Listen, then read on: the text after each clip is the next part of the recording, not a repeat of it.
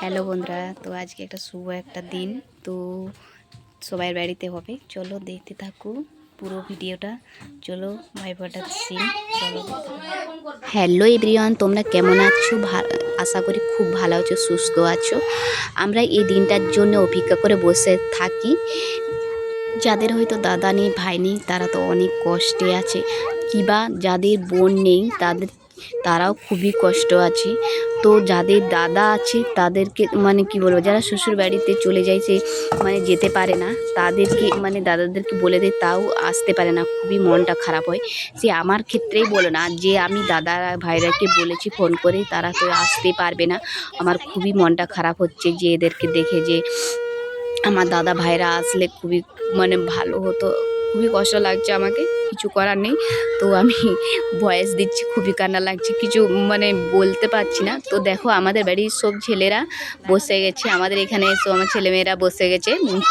তারপর আমাদের পুচকি মানে আমাদের বাড়ির পুচকি, তো ওর 6 বছর হয়ে গেছে। তো তাই দাদাদের এখনও পর্যন্ত জানেনি কিভাবে ফোঁটা দিতে হয়, তাই বৌমা তাকে হাতে ধরে শিখিয়ে দিচ্ছে কিভাবে ফোঁটা দিতে হয়, সবাইকে ফোঁটা দিচ্ছে। তো আমি তো সাইড থেকে শাঁখ ফুঁকছি আর ভিডিও করছি। তো দেখো আমার খুবই মনটা খারাপ লাগছে, কিন্তু কিছু করার নেই।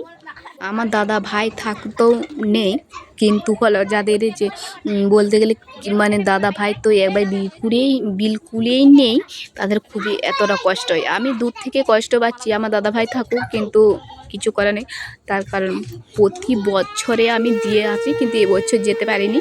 তো প্রচুর মানে এডিট করছি, প্রচুর কান্না লাগছে, বলে বোঝাতে পারবো না।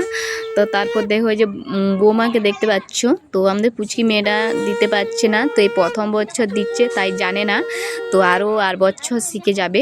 তো আমাদের বাড়ির সবাই একেলে সবাইকে দেখো প্রচুর বদমাশি করছে, আর কিছুতেই তারা মানে কি বলবো, একটা দেখো এই যে মানে এত বদমাশ করে বলে বোঝাতে পারবো না। যাই হোক, এই যে ফটোটা দেখছো মানে বোনদের কাছে চির পাওয়া, মানে কি বলবো তোমাদেরকে, বলে বোঝাতে পারবো না আমি।